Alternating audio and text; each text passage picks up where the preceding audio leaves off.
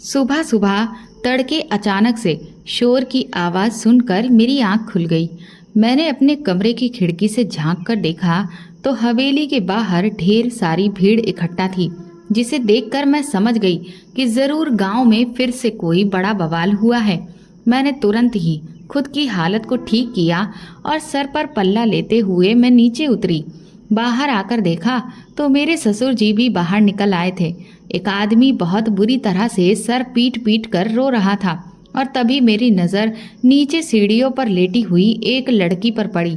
वो आदमी मेरे ससुर, जो कि इस गांव के सरपंच थे, उनसे कहने लगा कि देखिए ठाकुर साहब, ये क्या हो गया। मेरी बेटी ने अपनी जान ले ली और मेरी बेटी भी पेट से थी। ये सब देखकर मेरे ससुर जी की आंखें भी नम हो गईं। फिर उन्होंने जैसे तैसे उस आदमी को सांत्वना दी। हर कोई इसी उलझन में था कि भला ये सब कैसे हो गया। शाम तक लड़की का अंतिम संस्कार कर दिया गया। शाम को जब ससुर जी घर वापस लौट कर आए तो वो बहुत परेशान थे।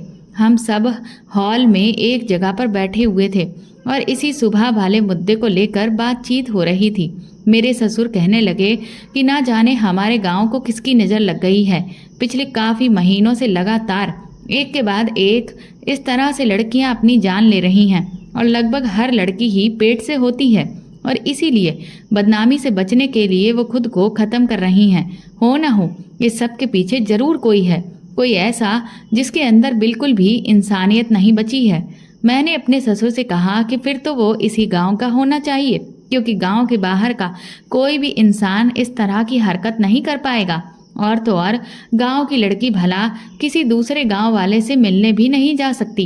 मेरे ससुर कहने लगे, बहू, मैं तो बहुत ही उलझन का शिकार हो गया हूँ, क्योंकि तुम्हारी बात भी ठीक हो सकती है, लेकिन ऐसा भी हो सकता है कि ये सब करने वाला कोई आसपास के गांव का हो और वो हमारे गांव से किसी तरह की कोई दुश्मनी निकाल रहा हो, जिसके लिए वो हमारे गांव की सभी लड़कियों को एक एक करके निशाना बना रहा हो। वो पहले उन्हें अपने प्यार के जाल में फंसाता है और फिर उन्हें इस हद तक लाकर पूरी तरह से बर्बाद कर देता है और छोड़कर चला जाता है। तब जाकर वो लड़कियां इस कदर मजबूर हो जाती हैं कि अपनी इज्जत की खातिर इतना भयंकर कदम उठा लेती हैं। तभी मेरा देवर राजीव कहने लगा कि पापा, लेकिन भाभी की बात भी ठीक हो सकती है, क्योंकि गांव के बाहर का अगर कोई भी इंसान गांव में आता है तो कभी ना कभी तो ऐसा होता ही है कि गांव का कोई व्यक्ति उसे देख लेता। मेरे ससुर जी बोले कि बात तो तुम्हारी ठीक है बेटा, लेकिन ऐसा नहीं है कि हमारे गांव में दूसरे गांव के लोग नहीं आते हैं। कभी ना कभी कोई ना कोई काम ऐसे पड़ ही जाते हैं कि बाहरी लोगों का भी आना जाना यहाँ खूब लगा ही रहता है। अब उनमें से कौन सही है कौन गलत, इसका पता आखिर कैसे लगाया जाए। मैंने अपने ससुर जी से कहा कि लेकिन पिताजी, भला कोई हमारे गांव की लड़कियों के साथ इस तरह से क्यों कर रहा है, आखिर किस बात की जलन है। तो मेरे ससुर जी बोले कि बहू, दरअसल आसपास के गांव की अपेक्षा हमारे गांव में लोग ज़्यादा संपन्न हैं और यहाँ पर सभी एकजुट होकर रहते हैं, शिक्षा पर ध्यान देते हैं, जिस वजह से इस गांव के लोग काफ़ी तरक्की कर रहे हैं। लेकिन बाकी के गांव में अभी भी परंपराओं के नाम पर बहुत कुछ गलत होता चला जा रहा है और वो लोग पढ़ाई लिखाई को भी उतना महत्व नहीं देते। अब वो हमें तरक्की से रोक तो सकते नहीं हैं, इसीलिए इस तरह के काम करके हमारे गांव में दहशत का माहौल पैदा किया जा रहा है, ताकि इस डर की वजह से हम अपने गांव की लड़कियों को पढ़ाना लिखाना बंद कर दें और उन्हें घर में सिर्फ चूल्हा चौका ही संभालने को कह दें। देखो बेटा, मैं बहुत अच्छे से ये बात जानता हूँ कि किसी भी घर, गांव या देश की तरक्की तभी हो सकती है जब हमारी महिलाएं पढ़ी लिखी और आत्मनिर्भर हों। मैंने जब से सरपंच की बागडोर संभाली है तब से मैंने पूरी कोशिश यही की है कि हमारे गांव में सिर्फ परंपराओं के नाम पर किसी के साथ भी अन्याय नहीं होना चाहिए। हालांकि हमारे गांव में भी बहुत से ऐसे लोग हैं जो मेरी इस सोच के खिलाफ हैं, लेकिन वो मुझसे डरते हैं। इसी वजह से कभी भी मेरा खुलकर विरोध नहीं करते हैं, सिर्फ पीठ पीछे छुपकर ही बात करते हैं। इसीलिए मुझे ऐसा लगता है कि हो ना हो ये आदमी हमारे ही गांव का है, जो इस बात से चिढ़ा हुआ है कि मैं अपने गांव की बेटियों को उनका हक दिला रहा हूँ। कहते हैं ना, घर का भेदी लंका ढाए, यहाँ पर भी वही हाल हो रहा है। मुझे अपने ससुर की बात बिल्कुल ठीक लगी, लेकिन सबसे बड़ा सवाल यही था कि आखिर वो शख्स है कौन और फिर लड़कियां हर बार उस इंसान का नाम बताने की जगह खुद की जीवन लीला ही समाप्त कर लेती हैं। जबकि अगर उनके साथ गलत किया गया है तो उन्हें इस बात की शिकायत सरपंच के पास आकर करनी चाहिए ताकि उन्हें इंसाफ दिलाया जा सके। लेकिन वो तो उल्टा उस आदमी को बचा रही थीं और खुद को खत्म कर रही थीं। मेरे ससुर कहने लगे कि मुझे ऐसा लगता है कि इस बारे में मुझे अब इस गांव की बेटियों को खुद से ही जागरूक करना होगा ताकि कोई भी बेटी उस आदमी का शिकार ना बन सके। इसके बाद मैं अपने कमरे में आ गई और सोचने लगी कि ना जाने वो आदमी कौन है जो इतनी घटिया हरकत कर रहा है। मैंने तुरंत ही अपने पति को फोन लगा दिया। मेरे पति शहर में नौकरी करते हैं और वो वहीं पर रहते हैं। 2-3 महीने में कुछ दिनों की छुट्टी लेकर वो यहाँ पर आकर घूम जाया करते हैं और फिर वापस अपने काम पर चले जाते हैं। कुछ देर अपने पति से बात करने के बाद मैं चुपचाप सोने के लिए लेट गई। लेकिन मैंने उन्हें गांव में होने वाली इस तरह की किसी भी घटना के बारे में कुछ भी नहीं बताया, क्योंकि मैं नहीं चाहती थी कि मेरे पति को बिना बात किसी भी तरह की टेंशन हो जाए। वैसे भी अगर मैं उन्हें इस बारे में बताती भी तो वो आखिर वहां से बैठे बैठे कर क्या लेते, क्योंकि जो लोग यहाँ गांव में हैं वो भी जब इस बात का पता नहीं लगा पा रहे हैं तो फिर वो क्या कर लेंगे। और अब तो ससुर जी खुद से कोशिश कर ही रहे हैं कि वो किसी भी तरह से गांव की बेटियों को बचा लें। अगले दिन मेरे ससुर मेरे देवर राजीव के साथ और गांव के कुछ आदमियों को लेकर पंचायत घर चले गए। काम से फ्री होने के बाद मैं भी वहां पहुंच गई। वहां पर उन्होंने गांव के हर एक इंसान, चाहे बड़ा हो बूढ़ा हो, बच्चा जवान औरतों, सभी को बुलाया हुआ था। उन्होंने सबके सामने वहां पर गांव की बेटियों से ये गुजारिश की कि वो किसी भी इंसान की बातों में बिल्कुल भी ना आए, क्योंकि जिस तरह की घटनाएं हो रही हैं उससे ये साफ पता चल रहा है कि कोई है जो बेटियों की मासूमियत का पूरी तरह से फायदा उठा रहा है और उनके जीवन को बर्बाद कर रहा है। सच कहूँ तो मुझे अपने ससुर की सोच पर बहुत गर्व है, क्योंकि गांव का ज़्यादातर इंसान मैंने ऐसा ही देखा है जिसकी सोच इतनी ज़्यादा खुली हुई नहीं होती। लेकिन मेरे ससुर की सोच सबसे अलग और अच्छी है और वो जिस तरह से लड़कियों के लिए जागरूक हैं और जितने काम वो लड़कियों की सुरक्षा और उनके भविष्य को बेहतर बनाने के लिए करते हैं, ऐसे काम करते हुए मैंने आज तक कभी भी पूरे गाँव में किसी को भी नहीं देखा है। मुझे आज भी वो दिन याद है जब मेरे ससुर जी ने मुझे अपने बड़े बेटे विजय के लिए चुना था। पहल तो मैं ये शादी बिल्कुल भी नहीं करना चाहती थी, लेकिन फिर मेरी माँ ने मुझे समझाया कि सपना बेटा, तुम्हें नहीं पता कि तुम कितनी भाग्यशाली हो, क्योंकि एक तो तुम इतने बड़े परिवार की बहू बनोगी, वहाँ ना तो रुपए पैसे की कमी है और साथ ही हर तरह की सुविधा उस घर में मौजूद है, और तुम्हारे ससुर की सोच भी बहुत ही ज़्यादा नेक है। तब जाकर मैंने थोड़ा बहुत अपने मन को समझाया, क्योंकि पहले तो मुझे इस बात का डर सता रहा था कि मैं तो एक गरीब घर की लड़की हूँ और अगर मैं इतने अमीर परिवार में पहुँच गई तो वो लोग ना तो मेरी इज्जत करेंगे ना ही मेरे माँ बाप की, बल्कि बस हमेशा हर वक्त मुझ पर अपने रुपए पैसों की धौंस जमाएंगे और मुझे नौकरानी बनाकर ही रख देंगे। और फिर मैंने अक्सर सुना था कि बड़े घर के लड़के बहुत ज़्यादा बिगड़ैल होते हैं, इसलिए मुझे लगा कि कहीं मेरा होने वाला पति भी हद से ज़्यादा बिगड़ैल या अय्याश टाइप का इंसान ना हो। लेकिन मेरी सोच के विपरीत विजय तो बिल्कुल अपने पिता की तरह बहुत सुलझे हुए इंसान थे, बल्कि वो तो इतने शांत और सीधे थे कि अब तो मुझे ऐसा लगता है कि उनसे ज़्यादा तो मैं तेज हूँ। मैं खुद को बहुत भाग्यशाली समझती हूँ जो मैं इस घर की बहू बनी हूँ, और मेरा देवर भी बिल्कुल अपने भाई की तरह सीधा साधा इंसान है।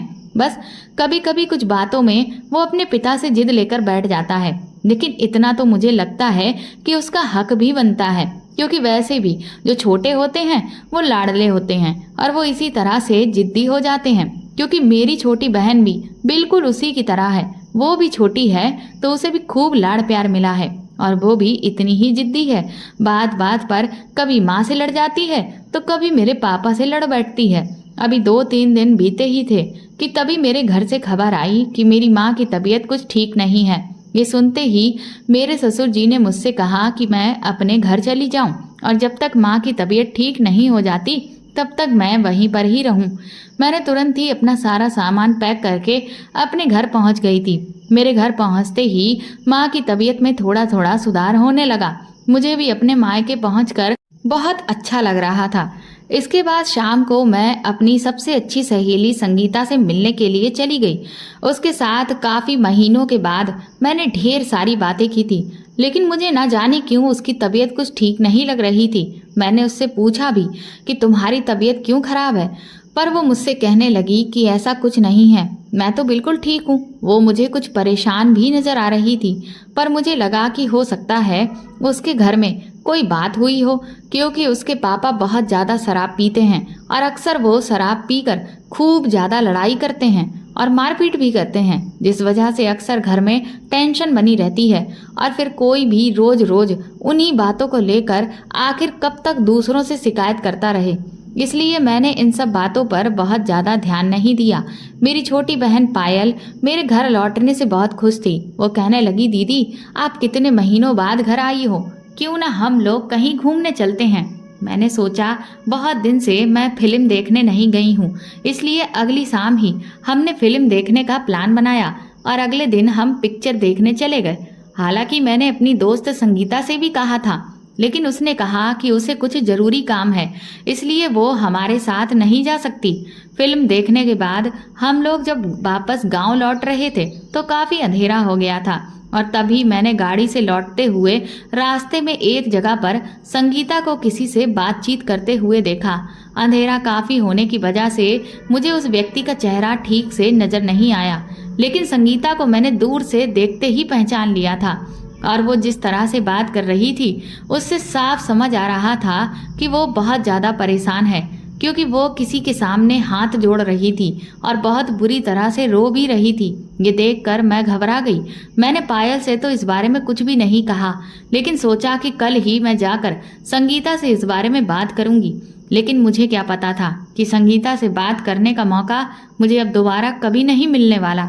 अगली सुबह जब सूरज की पहली किरण उगी तो वो मेरे लिए बहुत बुरा संदेश लेकर आई थी। सुबह उठते ही चारों तरफ कोहराम मचा हुआ था। मैंने जब माँ से पूछा तो उन्होंने मुझे बताया कि संगीता ने अपनी जीवन लीला समाप्त कर ली है। ये सुनते ही मैं तो खड़े से ही बेहोश होकर गिर गई। काफ़ी देर के बाद जब मुझे होश आया तो रो रो कर मेरा बहुत बुरा हाल था, और फिर जब हकीकत मुझ पर खुली तो मेरे पैरों तले से जमीन निकल गई, क्योंकि संगीता भी उसी आदमी का शिकार बन गई थी जिसका अब तक गांव की ढेर सारी लड़कियां शिकार बनती आई हैं। क्योंकि संगीता भी पेट से थी। ना जाने कौन वो आदमी है जो एक के बाद एक लड़कियों की इस तरह से जिंदगियां खराब कर रहा है। मुझे अपनी सहेली को खो देने का बहुत ज़्यादा गम था। मैं हर हाल में उस आदमी को सजा देना चाहती थी, लेकिन आखिर मैं कर भी क्या सकती थी। मैंने सोचा कि जब मैं वापस अपने ससुराल लौटूंगी तो अपने ससुर जी से कहूंगी कि वो इस बार पुलिस को इस बारे में खबर करें, क्योंकि मुझे कुछ भी करके अपनी सहेली की मौत का बदला उस आदमी से हर हाल में लेना ही था। पर इधर एक नया बखेड़ा मेरे घर में खड़ा हो गया था। मेरे पापा मेरी बहन को लेकर बहुत परेशान थे।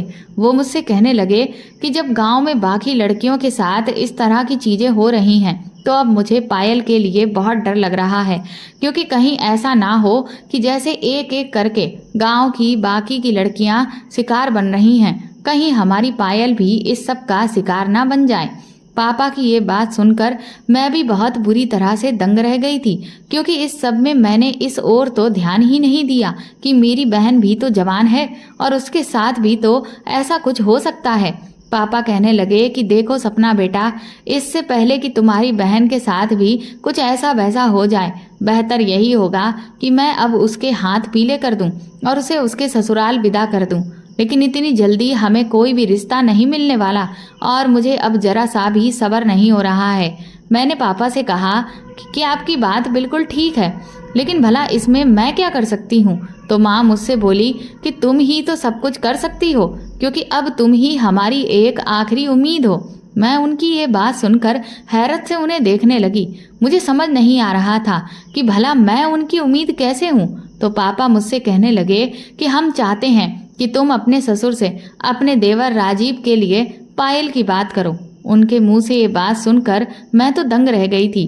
पापा कहने लगे कि देखो बेटा, इससे बेहतर रिश्ता हमें पायल के लिए और कोई भी नहीं मिल सकता, क्योंकि पायल की शादी भी हम एक बहुत अच्छे घर में ही करना चाहते हैं, जैसे कि तुम्हारी की है। तुम खुद को ही देख लो, क्या तुम्हें अपने ससुराल में किसी भी तरह की कोई समस्या है? नहीं है ना? तो फिर पायल की भी शादी अगर तुम्हारे देवर से हो जाती है तो उसका भी जीवन सुधर जाएगा। तुम्हारा देवर भी तुम्हारे पति की तरह बहुत सुलझा हुआ इंसान है, तो इससे बेहतर आखिर और कौन हो सकता है। मैंने सोचा कि ये बात तो कभी मेरे दिमाग में आई ही नहीं।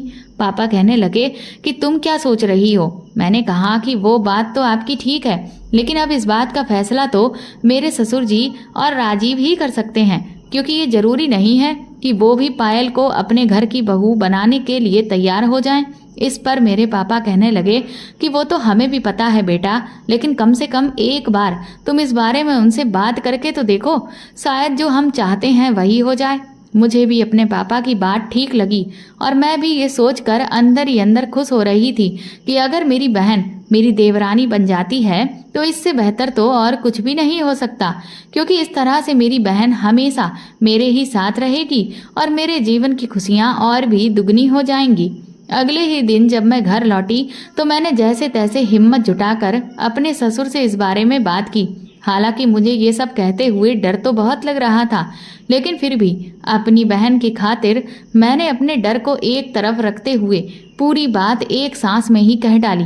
मैंने उन्हें ये भी बता दिया कि पापा को पायल की शादी की जल्दी सिर्फ इसलिए हो रही है क्योंकि गांव में जो माहौल बना हुआ है उससे उन्हें डर लग रहा है कि कहीं पायल पर भी इस तरह का कोई खतरा ना मंडराने लगे। मेरी इस बात को सुनने के बाद मेरे ससुर ने मुझे कोई भी जवाब नहीं दिया और वो चुपचाप वापस अपने कमरे में चले गए। ये देखकर मेरे तो पसीने ही छूट गए कि ना जाने मेरे ससुर को मेरी बात का बुरा लगा है या फिर अच्छा लगा है। मुझे कुछ भी समझ नहीं आया। अब मुझे डर लगने लगा कि कहीं मैंने उनसे ये बात कहकर कोई गलती तो नहीं कर दी।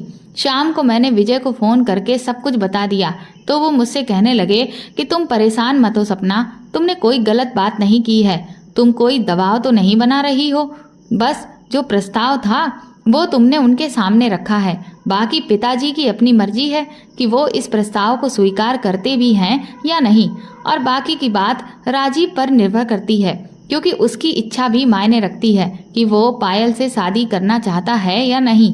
हालांकि मुझे विजय ने काफ़ी तसल्ली देने की कोशिश की थी, लेकिन फिर भी उस पूरी रात मैं डर के मारे बहुत परेशान रही कि कहीं ऐसा ना हो कि मेरे ससुर मुझसे नाराज हो जाएं। अगले दिन पिताजी ने मुझे एक नौकरानी से कहकर बुलवाया। मैं डरते डरते उनके पास पहुंची तो सामने सोफे पर मेरे ससुर और मेरा देवर राजीव दोनों ही बैठे हुए थे। उन्होंने मुझसे कहा, बहू, हमने तुम्हें यहाँ इसलिए बुलवाया है क्योंकि हम तुम्हें मिठाई खिलाना चाहते हैं। मैंने उनसे कहा कि आखिर किस बात की मिठाई पिताजी? तो वो कहने लगे कि अरे, अब तुम्हारे देवर की शादी होने वाली है तो तुम उस खुशी की मिठाई नहीं खाओगी, क्योंकि ना सिर्फ तुम्हारे देवर की शादी होगी बल्कि ये तो दुगनी खुशी है, तुम्हारी बहन की भी तो शादी होगी। अपने ससुर के मुंह से ये बात सुनकर मैं समझ गई कि वो क्या कहना चाहते हैं। इसका मतलब कि वो इस रिश्ते के लिए राजी हैं। मैं तो तुरंत ही खुशी से उछल पड़ी। मैंने कहा, सच पिताजी, आप मान गए? वो कहने लगे, क्यों नहीं सपना, जब तुम इतनी अच्छी हो तो तुम्हारी बहन भी तो तुम्हारी परछाई ही होगी, और तुम्हारे जैसी ही दूसरी बहू पाकर मैं खुद को बहुत खुश नसीब समझूंगा, क्योंकि मैं इस घर में ऐसी ही लड़की लाना चाहता हूँ जो पूरे घर को बांध कर रखे। और राजीव को भी इस रिश्ते से कोई ऐतराज नहीं है, उसे भी पायल पसंद है। ये सुनकर मैं बहुत खुश हो गई थी। मैंने फिर खुशी खुशी ये खबर अपने पति विजय को बताई और अगले दिन मैं मेरे ससुर जी और देवर के साथ अपने मायके शादी का शगुन लेकर पहुंच गई, जिसे देख मेरे घरवाले तो खुशी से फूले नहीं समा रहे थे और पायल तो शर्मा भी रही थी और खुशी से उछल भी रही थी, क्योंकि वो भी एक ऐसे ही घर में शादी करना चाहती थी जहां सुख सुविधाओं की और रुपए पैसे की कोई कमी ना हो। तभी तो वो मुझे हर बार यही कहती थी कि दीदी, आप बहुत भाग्यशाली हो जो आपकी ऐसे घर में शादी हो गई है। काश मुझे भी ऐसा ही घर मिल जाता। और अब तो उसे भी वही घर मिल रहा था जो मुझे मिला था। पंडित जी से सारी रस्में तय होने के बाद अगले महीने की तारीख फिक्स हो गई और जल्दी ही वो दिन भी आ गया और मैं अपनी बहन को विदा कराकर अपने ससुराल ले आई। अपनी बहन की शादी की पहली रात की सारी तैयारियां मैंने और विजय ने साथ में मिलकर ही की थी। हम बहुत खुश थे।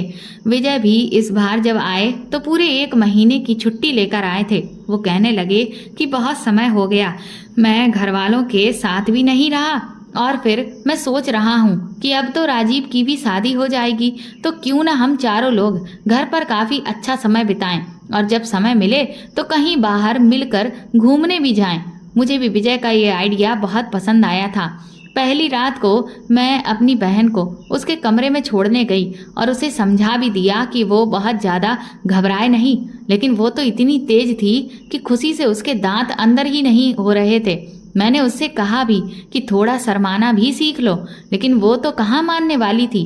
वो इतनी चुलबुली थी कि अपनी शैतानियों से बाज ही नहीं आ रही थी। फिर मैं वापस अपने कमरे में आ गई। मैं और विजय भी अब बहुत सुकून से थे।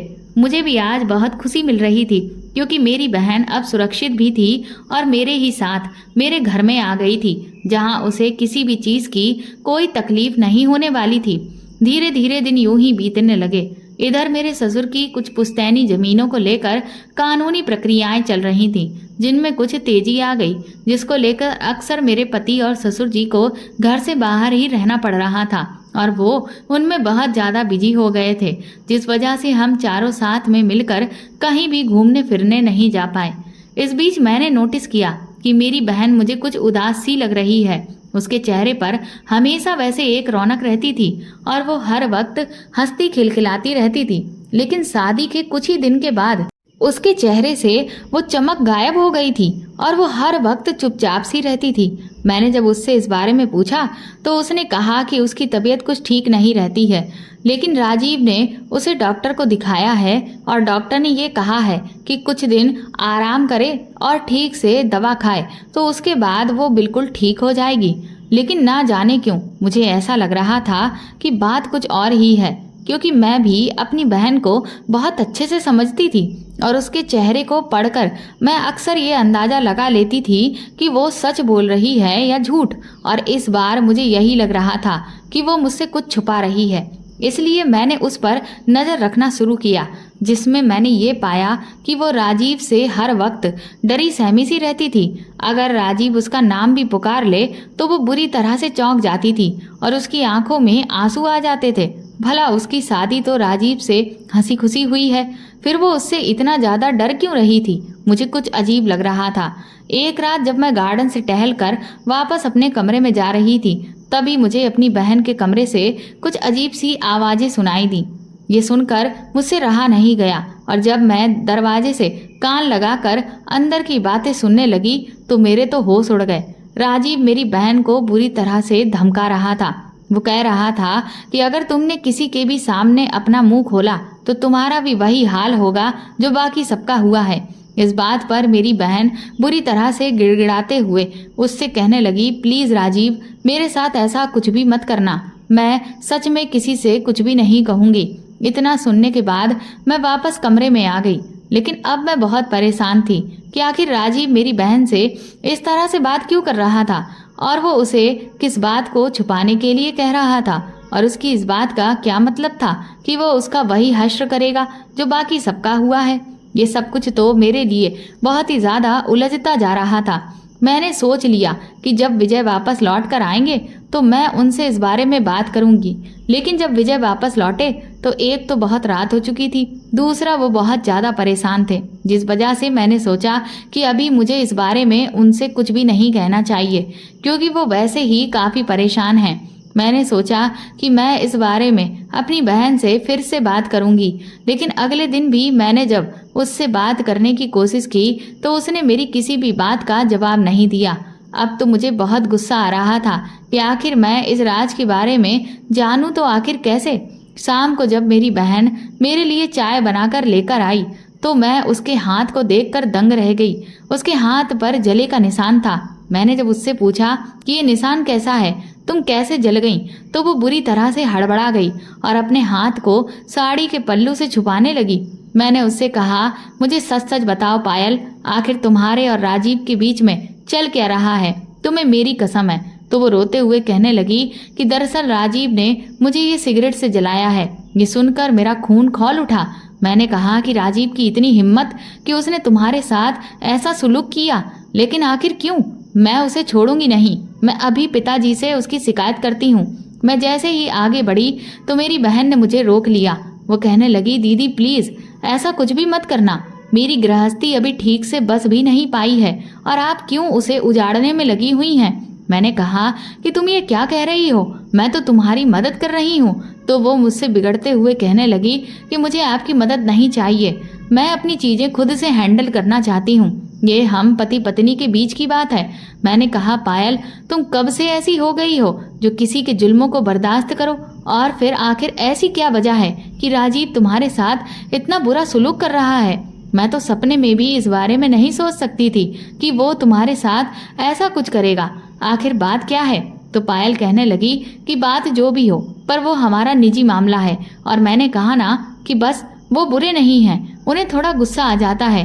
मेरी ही कुछ हरकतें ऐसी हैं जो उन्हें गुस्सा दिला देती हैं, लेकिन मैं धीरे धीरे उन्हें समझाने की कोशिश कर रही हूँ। और एक बार जब मैं उनके हिसाब से सारी चीजें करने लगूंगी तो वो मुझसे बहुत ही प्यार से बर्ताव करेंगे, मुझे पूरा यकीन है। और मैं हाथ जोड़कर आपके आगे विनती करती हूँ कि आप मेरे मामले में बिल्कुल भी दखल अंदाजी ना करें, क्योंकि मैं नहीं चाहती कि मेरा और राजीव का रिश्ता आपकी वजह से खराब हो जाए। इतना कहकर मेरी बहन तो वहां से चली गई थी, लेकिन मैं अवाक मुंह खोले वहीं खड़ी रही।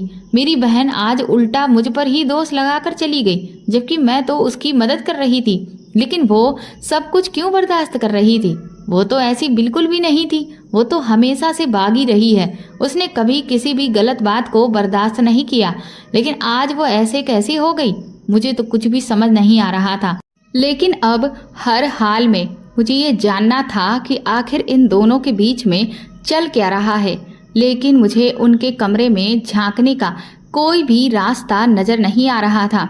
फिर उसी शाम मैंने विजय से ऐसे ही बातों में पूछा कि ये पुलिस वाले लोग इतने बड़े बड़े केसों को किस तरह से सुलझा लेते हैं। कई बार तो ये बहुत ही गहरे राजों को भी जान लेते हैं, भला ये कैसे मुमकिन हो जाता है। तो मेरे पति कहने लगे कि अरे अब तो बहुत तरह के खुफिया कैमरे चलने लगे हैं, जो साइज में भी बहुत छोटे हैं और जिन्हें कहीं पर भी आसानी से फिट किया जा सकता है, जिनका इस्तेमाल अब बहुत ज़्यादा होने लगा है, जिनमें सब कुछ आराम से रिकॉर्ड हो जाता है। यहाँ तक कि अब तो इतनी टेक्नोलॉजी बढ़ गई है कि तुम किसी भी जगह पर बैठे बिठाए किसी दूसरी जगह पर क्या हो रहा है उसे इन कैमरास की मदद से अपने मोबाइल फ़ोन में आराम से देख सकती हो। अपने पति की ये बात सुनकर मेरे दिमाग की बत्ती जल गई, क्योंकि अगर ऐसा है तो ये तो मैं भी कर सकती हूँ। मेरे पति कहने लगे, क्यों, तुम्हें किसकी जासूसी करनी है? मैंने बहाना बनाते हुए कहा कि अरे मुझे किसी की कोई जासूसी नहीं करनी, मैं तो बस ऐसे ही जानकारी के लिए आपसे पूछ रही थी। विजय कहने लगे कि मुझे तो ऐसा नहीं लगता कि तुम बिना वजह इतनी पूछताछ करोगी, ज़रूर कोई बात है, क्या तुम मुझे नहीं बताओगी? मैंने विजय से कहा कि अभी मैं आपको कुछ भी नहीं बताना चाहती, लेकिन हाँ, सही वक्त आने पर मैं आपको सब कुछ बताऊंगी, लेकिन तब तक आपको इंतजार करना होगा।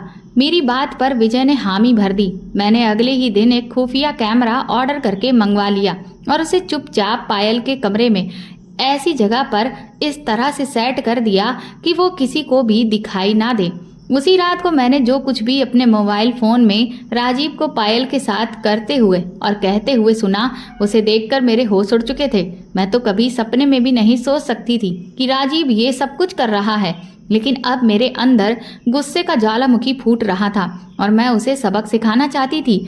उसको तो यही लग रहा था कि उसकी करतूत के बारे में किसी को पता ही नहीं चल रहा है, जबकि अब मैं उसका पर्दाफाश हर हाल में करना चाहती थी। इसीलिए सुबह होते ही मैंने जब ये देखा कि पायल घर के काम में बिजी है, मैं तुरंत ही दंदनाती हुई गुस्से में राजीव के पास पहुंची और मैंने उससे कहा कि तुमने मेरी बहन के साथ ऐसा क्यों किया? और तो और सिर्फ मेरी बहन ही नहीं, तुमने गांव की हर लड़की की जिंदगी खराब की। तुमने मेरी सहेली के साथ भी यही किया। मैं तुम्हें जिंदा नहीं छोड़ूंगी। ये कहकर मैं उस पर गुस्से में टूट पड़ी, लेकिन मैं उसके सामने कमज़ोर पड़ गई। उसने तुरंत ही मुझे धक्का दे दिया और मैं बेड पर जा गिरी और उसने कमरे का दरवाज़ा बंद कर दिया और किसी राक्षस की तरह हंसते हुए वो कहने लगा, तो आखिर तुम्हें मेरी असलियत पता चल ही गई। चलो अच्छा ही हुआ, क्योंकि सच कहूँ तो मेरी नीयत तो तुम पर भी बहुत दिनों से खराब थी।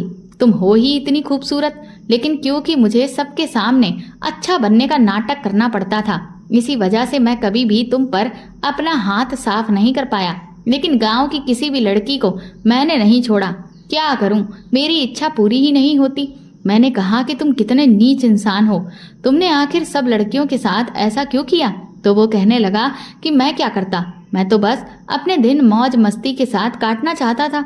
गांव की लड़कियां खुद ही मुझसे रिश्ता रखना चाहती थीं, क्योंकि उनको भी तो इस बात का स्वार्थ था कि अगर वो मुझसे रिश्ता रखेंगी तो मैं उनसे शादी कर लूंगा और वो एक बहुत बड़े खानदान की बहू बन जाएंगी। लेकिन मैं कभी भी उनमें से किसी से शादी नहीं करना चाहता था। मुझे तो बस अपने दिन ऐश के साथ काटने थे। लेकिन जब वो पेट से हो जाती थी तो वो मुझ पर दबाव बनाने लगती थी कि मैं उनसे शादी कर लूं। लेकिन मैंने भी इसका एक बहुत अच्छा रास्ता निकाल रखा था।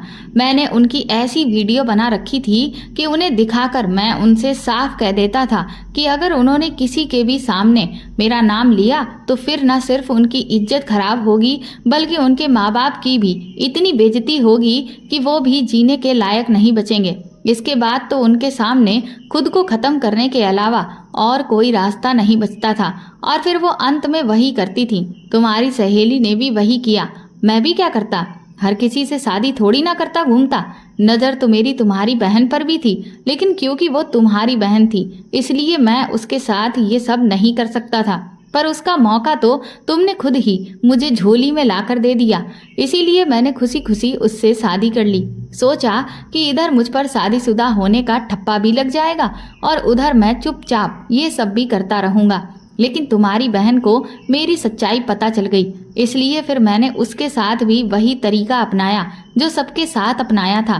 तब जाकर कहीं उसने अपना मुंह बंद किया, वरना वो तो मुझ पर शेरनी के जैसे टूट पड़ी थी। पर मुझे भी बहुत अच्छे से पता है कि उसके जैसी जंगली लड़कियों को कैसे अपने काबू में रखना है। अब देखो, मजाल है कि उसकी आवाज़ मेरे सामने निकल जाए। और अब आज जब तुम खुद चलकर मेरे पास आई हो तो मैं इस मौके को अपने हाथ से हरगिज नहीं जाने दूंगा और तुम्हारे साथ भी वही करूंगा जो सबके साथ करता आया हूँ। और तुम्हें भी फिर मेरी सारी शर्तों को मानना पड़ेगा, वरना तुम भी कहीं भी मुंह दिखाने के काबिल नहीं बचोगी। ये कहते हुए वो मेरी तरफ आगे बढ़ने लगा। मैं बेड पर पीछे हटती जा रही थी और उससे कह रही थी कि राजीव, खबरदार, अगर तुम आगे बढ़े तुम्हारा बहुत बुरा हाल होगा। लेकिन उसे तो किसी बात का डर ही नहीं था। मेरी तो घबराहट के मारे पसीने छूटने लगे थे और तुरंत ही वो बेड के ऊपर कूद गया। मैंने जैसे ही चिल्लाने की कोशिश की उसने मेरे मुंह पर कस के हाथ रख दिया। मैं खूब जोर से चिल्लाने की कोशिश कर रही थी लेकिन पूरी तरह से नाकाम हो रही थी, क्योंकि उसके आगे मैं कमजोर पड़ चुकी थी। और फिर तभी जैसे ही वो अपने मंसूबों को पूरा करने के लिए आगे बढ़ा, तभी अचानक से कमरे का दरवाज़ा टूटा। जब मेरी नज़र सामने पड़ी तो सामने मेरे पति विजय, मेरे ससुर और मेरी बहन तीनों ही खड़े हुए थे, जिन्हें देखते ही राजीव के तो होश ही उड़ गए और वो तुरंत लपक कर खड़ा हो गया और ऐसे दिखाने लगा कि जैसे उसने कुछ भी नहीं किया है। मैं भागती हुई विजय के पास पहुंच गई। ससुर जी ने कमरे में आते ही ना आओ देखा ना ताओ और राजीव को इतनी बुरी तरह से मारा कि वो बिल्कुल अधमरा हो गया था। इसके बाद उन्होंने पुलिस को बुलाकर राजीव को पकड़वा दिया और उसे जेल भेज दिया। मेरे ससुर ने मुझसे और पायल से माफ़ी मांगी कि उनके बेटे की वजह से हम दोनों बहनों के साथ इतना बुरा हुआ। मैंने उनसे कहा कि आप इस सब की माफ़ी क्यों मांग रहे हैं, क्योंकि इसमें आपकी कोई गलती नहीं है। ये तो राजीव ही इतना अभागा निकला कि उसने इतने अच्छे पिता और इतने अच्छे परिवार की लाज नहीं रखी, वरना परवरिश तो दोनों बेटों की एक जैसी ही हुई थी। लेकिन एक बेटा कपूत निकल गया। पायल ने भी मुझसे अपने किए हुए बर्ताव की माफ़ी मांगी। वो कहने लगी, दीदी मैं मजबूर थी, क्योंकि अगर मैं आपके साथ इस तरह का व्यवहार नहीं करती तो आप फिर मुझसे मेरी तकलीफ हर हाल में जानने की पूरी कोशिश करती और मैं जानबूझकर आपको किसी भी मुसीबत में नहीं डालना चाहती थी। बस इसी वजह से मैंने जानकर आपके साथ इतना बुरा व्यवहार किया ताकि आप नाराज हो जाएं और खुद ही इस मामले से पीछे हट जाएं। हो सके तो अपनी छोटी बहन को माफ़ कर देना। मैंने उससे कहा कि मैं जानती हूँ पायल, तुम्हें माफ़ी मांगने की कोई ज़रूरत नहीं है। मैं भी बहुत अच्छे से समझ गई थी कि मेरी बहन ज़रूर किसी मजबूरी में है, इसीलिए वो मेरे साथ ऐसा कर रही है। मैंने विजय से कहा कि आपको ये कैसे पता चला कि राजीव मेरे साथ ऐसा कर रहा है, तो विजय कहने लगे कि मैं किसी काम से कमरे में गया था और उसी वक्त मुझे अचानक से तुम्हारे मोबाइल फोन से कुछ आवाजें सुनाई दी। ध्यान से सुना तो वो तुम्हारी और राजीव की आवाजें थीं। मैंने तुरंत ही तुम्हारा मोबाइल उठा लिया तो उसमें तुम दोनों की वीडियो दिख रही थी, जिसे देखकर मैं दंग रह गया और फिर मैंने उसमें राजीव के मुंह से पूरी सच्चाई सुन ली। तब तो मेरे होश ही उड़ गए। मैं तुरंत ही भागा भागा पिताजी के पास पहुंचा और मेरे साथ साथ उन्होंने और पायल ने भी उस पूरी वीडियो को देखा। और जैसे ही मैंने ये देखा कि वो तुम्हारे साथ ऐसी हरकत कर रहा है तो हम तीनों ही तुरंत वहां से भागे और सही समय पर पहुंच गए, वरना ना जाने क्या हो जाता। मैंने विजय को गले से लगा लिया। मैंने कहा कि तुमने सही मौके पर आकर मेरी जिंदगी बर्बाद होने से बचा ली, वरना मैं तो कहीं भी मुंह दिखाने के काबिल ही नहीं रहती। विजय ने कहा कि लेकिन सपना, तुमने भी मुझ पर भरोसा नहीं किया। उस दिन जब मैंने तुमसे पूछा था तो तुमने मुझे पूरी बात नहीं बताई, बल्कि आगे कभी और बताने को टाल दिया। जबकि सोचो, अगर मैं तुम्हारे मोबाइल में इस वीडियो को ना देखता तो ना जाने तुम्हारे साथ क्या हो जाता। मैंने विजय से कहा कि हाँ, आप ठीक कह रहे हैं, मुझे आपको भी सब कुछ पहले ही बता देना चाहिए था, लेकिन मैं खुद पूरी सच्चाई जान लेना चाहती थी, तभी आपको बताना चाहती थी। लेकिन आप मुझे माफ़ कर दीजिए। विजय ने भी मुझे माफ़ कर दिया और गले से लगा लिया।